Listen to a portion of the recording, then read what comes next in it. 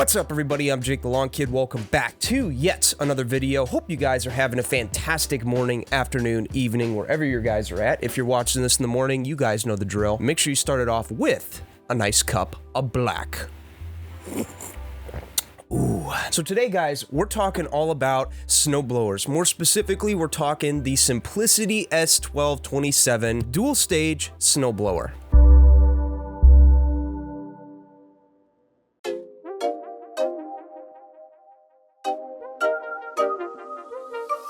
So a little backstory before we get started here, guys. I was privileged to have this unit sent to me from the folks at Simplicity about a year ago. I actually did a four-way comparison between this and 3 other units. If you want to check that out, I'll leave that up here and down below at some point in the video. What I wanted to do today is I really wanted to go ahead and center in on this snowblower because this is what I would consider to be the beast of the lineup that I currently have, and I really do think it deserves its own video as it's really good at a lot of things that most of the snow blowers I've used in the past aren't really good at. And I figured it'd be good to do a separate video so we could talk about some of the things that I've really liked that I don't think I was able to express in that 27-minute long video, again, where I compared it to other snow blowers. So with that being said, let's go ahead and talk all about it.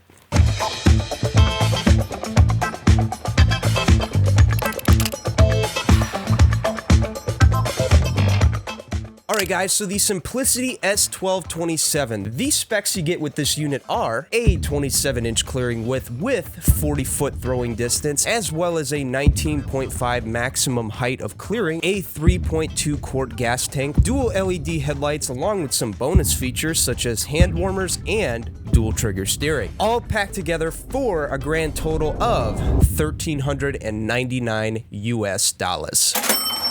I've used this snowblower for the last year in my business, right? So I can understand a DIYer not wanting to buy this, right? As it is more geared for light to medium-sized driveways. If you are a DIYer and you're anything like me, you don't like to buy things right away just to have them. You like to wait a little bit longer, you like to save a little bit longer so that you can afford quality in what you're buying. And that's what I see with this snowblower. Now, it was sent to me for free, so I didn't have to do that. But if I were to buy it, that's exactly what I would do.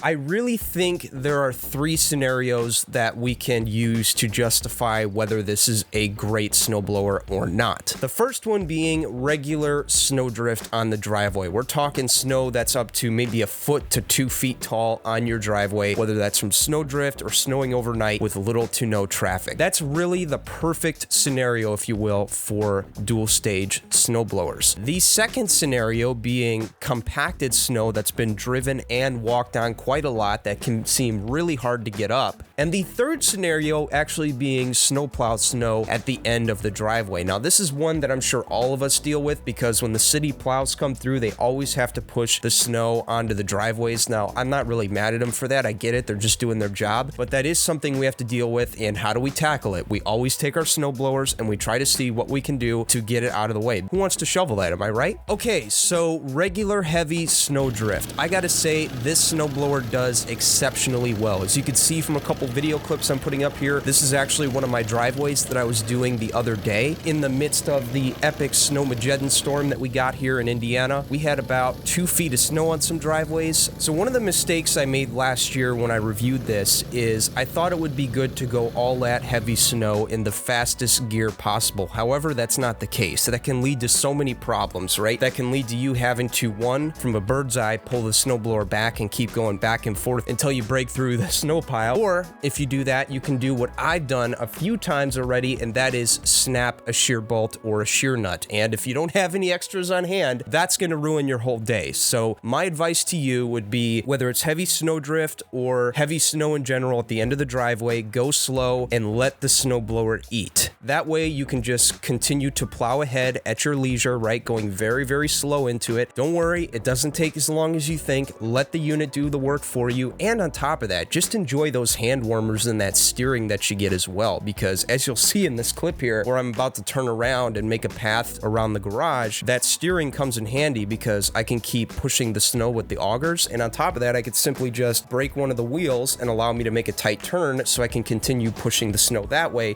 to make a path for myself to turn around back and forth later on. So again, let the snowblower do the work and enjoy those features. So heavy snowdrift, it does very well if you go at it slow. Now, compacted snow, there are a variety of scenarios that can dictate how well it does in there, how much foot traffic has happened on the driveway, how cold it is, how frozen things are to the sidewalk, whether or not things were salted beforehand, right? There's so many variables that go into this. Now, I will say this right up front, this snowblower does a really good job in the areas that aren't frozen, but anything that is frozen, you're probably gonna have this much left on the driveway. So I'd say it does pretty well for the most part in getting some of that ice and gunk up. Now, what I've found to work better, at least for my snow accounts and the driveways that I control with it, I find it best to go to the driveway and salt it the night before. So then that way, when I am faced with that problem, I have that layer in between the ice and the driveway. I could simply just go up and down and get as much of that ice and gunk up as possible because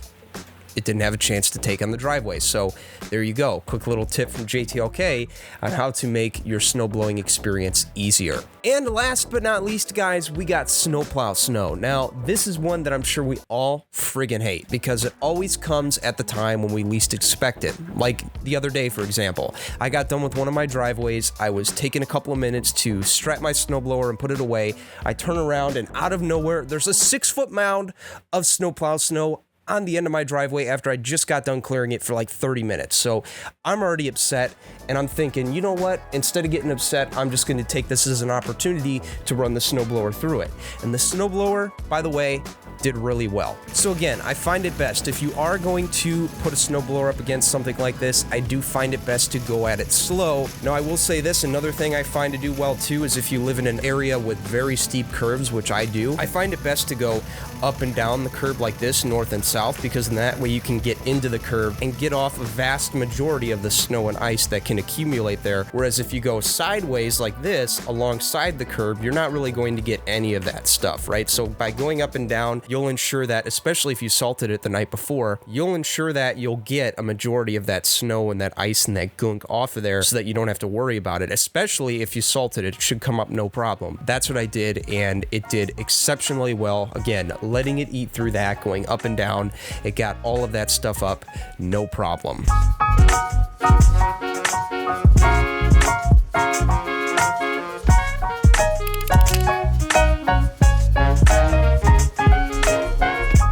All right, so the moment you've all been waiting for, the final thoughts. I know we spent a lot of time talking, but Jake, what do you think about this snowblower now that you've spent all this time using it? Well, for one, I think it's a really good unit for the money, right? $1,300 is a lot of money, I'm gonna be honest with you. But for those of you guys who are looking for quality and you're gonna spend money on something that you wanna use for a medium to large size driveway, or maybe those of you guys who don't have a plow yet and you're looking for something to clear driveways with in a very short amount of time, this is the unit I recommend for you. It does very, very well. And that brings me to my next point. It's very, very labor efficient, right? Considering what you're getting from it compared to something you get at Home Depot. You're getting a 27-inch clearing width, which is bigger than the standard 24 that you find at a big box store. That alone is going to save you some time, and you're also getting more power, if you will, from the engine, which is also going to save you time. It's also very fuel efficient. I'll say that right out the gate. I used it on all of my driveways in the last 3 days, and I got to say, I only had to fill it up maybe 5 times. That was it, right? I could tackle anywhere from 3 to 6 driveways in one sitting. That is very convenient. Now, I will say there are a lot of factors that go into that, such as the size and the shape of the driveway. Me, I was doing standard driveways, more like straight runs, if you will. I was doing corner lots. I was also doing 75-foot reaches. Again, for the most part, straight driveways I was doing. And I would say 3 to 6 is a safe bet, considering that's what I was able to do with my testing on my own driveways. I only had to fill it up 5 or 6 times. I'll call that a win. And last but not least, very user considerate. You got hand warmers, you got steering, which helps in those tight situations. This snowblower is the ultimate snowblower, in my opinion, for the tough storms. At least from what I've seen so far, I'm very, very happy with it. Simplicity, this one gets my stamp of approval. You guys did a great job on this. I would even say that if you didn't send it to me, like that's how good it is. So guys, any of you guys who are out there thinking Jake's only saying that because he got it for free. No, I like it that much. It saved me so much time and energy in my business, and I couldn't thank Simplicity anymore for that. There you go, guys. That's all I have for you today. I hope you guys enjoyed this video. If you did, please leave a like, leave a comment down below. Let me know what you thought about it. Please, if you have a Simplicity, let me know your stories and how it's worked out for you in your business down below. I would love to hear it. With that, I'm Jake the Lawn Kid. Thank you for watching. I'm rushing because I'm running out of recording time here, and I'll see you in the next video. Later.